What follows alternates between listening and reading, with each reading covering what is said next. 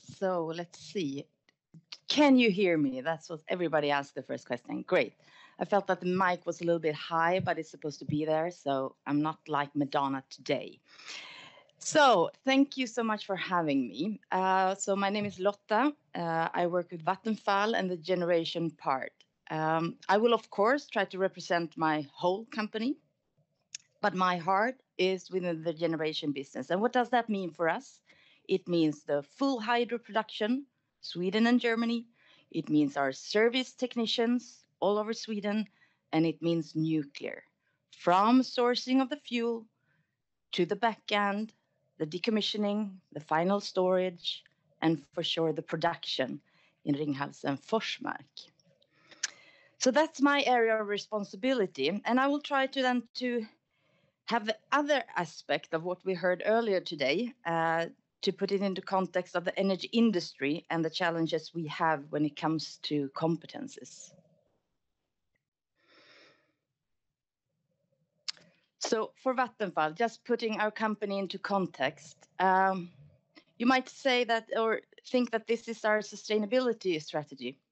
It's for sure not. This is our company strategy. It's our business strategy, but for sure it is sustainable. For Vattenfall, it's all about this strategy now of making fossil-free living within one generation possible. We have a purpose to power climate smarter living. And this is in everything we do. So what is Vattenfall then? You probably know us. Well, at least I hope so. 100% owned by the Swedish state. I could relate a lot to what was said by the Swedish energy agency regarding this of being kind of connected to the politics, the state. I saw that we talked about fossil free, and in the next line they talked about renewable. Isn't that the same?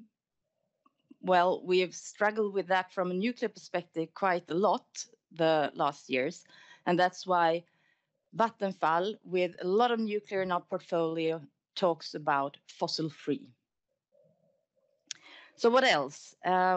We have a lot of customers, a lot of networks. I think the Swedish electricity grid for Vattenfall is about 4 times around the world. That's the length of it. Customers, both heat, electricity, of course, and gas, and about 19,000 employees in our core markets, which are Sweden, Germany, Netherlands, Denmark, and UK.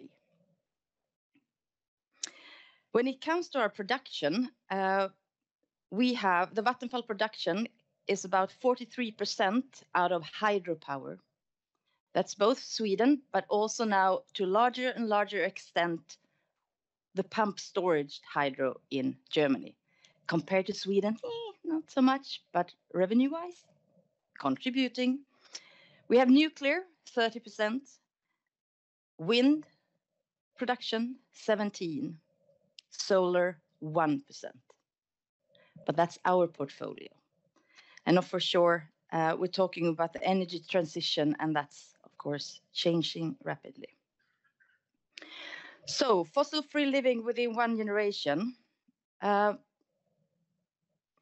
We talked about this a lot today already, and I just want to put it into context, the challenges that we do, that Vattenfall is in the middle of, and that all of you that works with energy, studies energy, researches energy, focus on energy, like in Uppsala University, are so well aware of.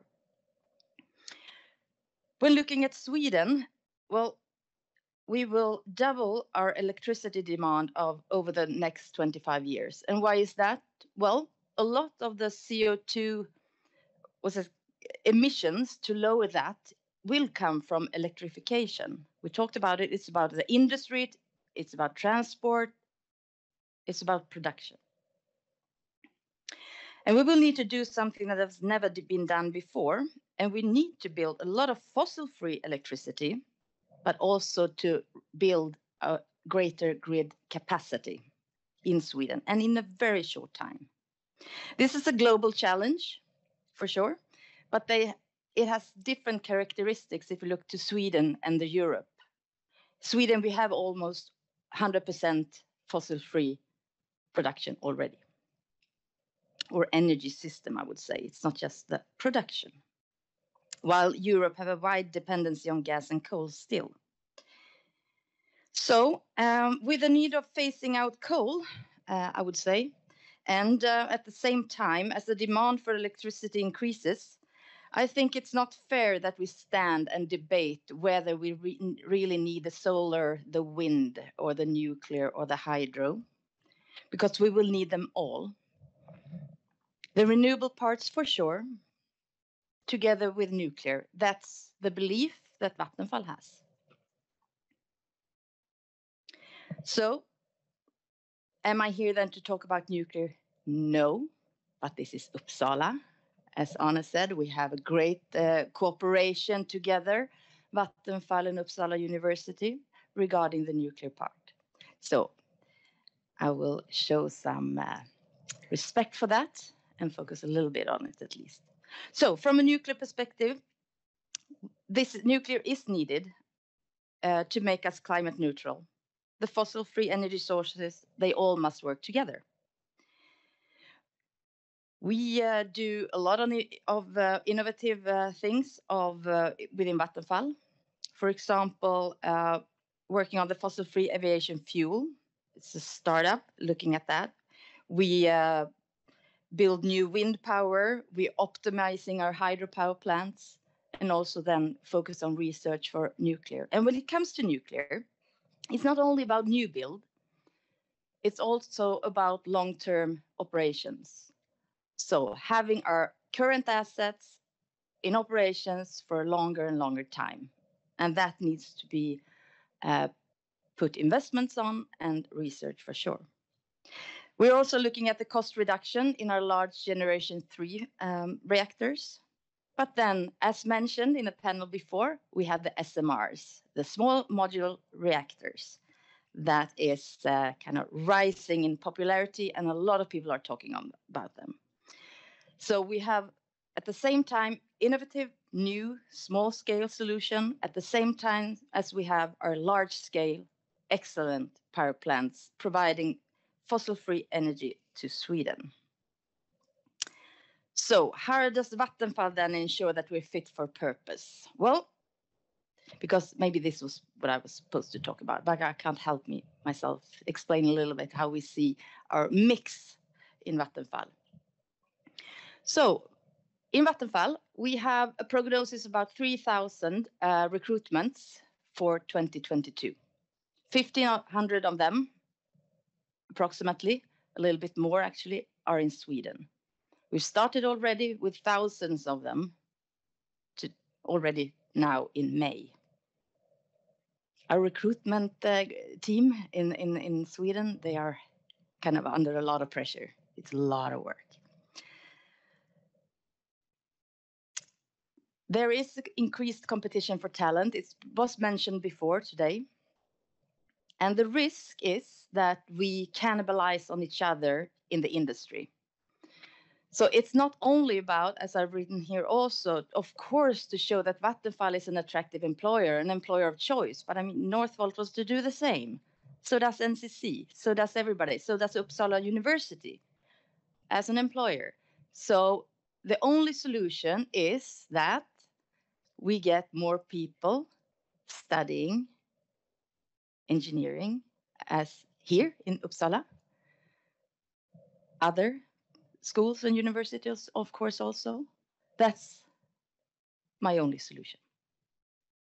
And how do we get that? Yes, of course, the cooperations with the universities are important, but for Vattenfall, we also increase our presence and how we communicate with younger people, kids. We use TikTok in employer branding now. Just, yeah, it's really cool. But anyway, so I mean, we have to step out of our comfort zone and do new things, because the solution is not that we steal from each other. It's about increasing the amount of people interested in working for the energy business, energy industry, and studying science, I would say. So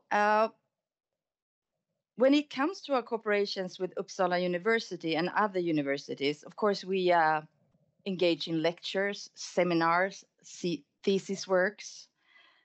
We have the cooperation on the higher education in nuclear physics, and a lot of things. But I think also, and it's been mentioned already, that a good research and education, we feel that that is the prerequisite for the collaboration that we have now with the industry and Uppsala universities. And to have this continuous knowledge development that is done here, we really, really rely on.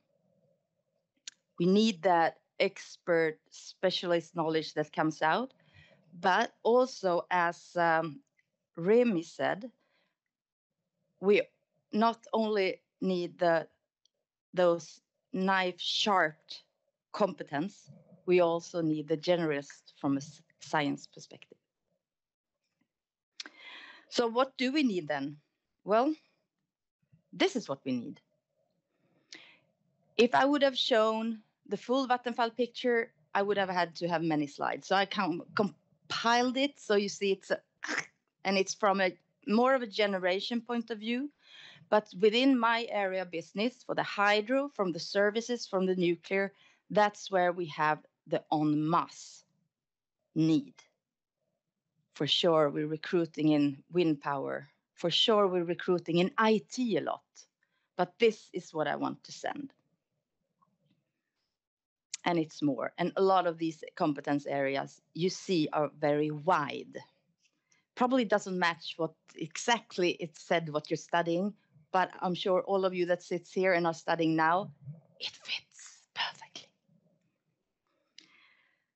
The nuclear business has a recruitment need this year. Out of those 3,000, about 600 of them. Of those 1,500, 600 are engineers, 400 technicians, 350 approximately others. The need of the competencies you study in Uppsala University as engineers in any field is really, really important and cool. And we need you. That's it.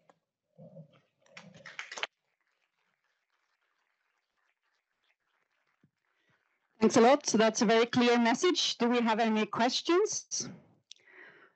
Because I have one question. So I'm wondering, do you recruit equally people speaking Swedish or not Swedish, so English? Or is that perhaps different in the different sections? From a Vattenfall perspective, I would say that it's not a problem that you don't speak Swedish. We have English as a business language. From a nuclear and hydro, very regulated businesses, national security legislation is put on it like a wet blanket. It's more tricky if you can't speak Swedish, but it's not impossible. It never is. Thanks. Any other questions? There's time for questions in the mingle afterwards, so I think that's a good opportunity. Okay. Oh, Lina.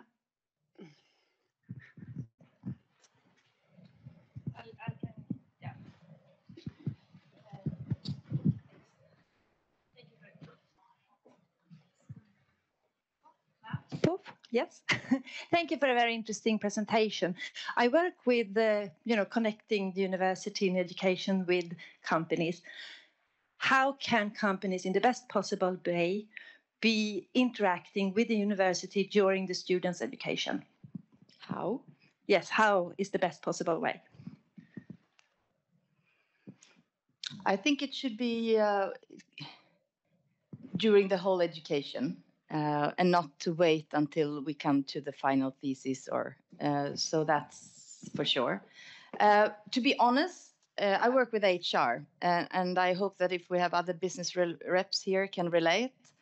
When we want young, students into our business to work as working students or thesis works or anything,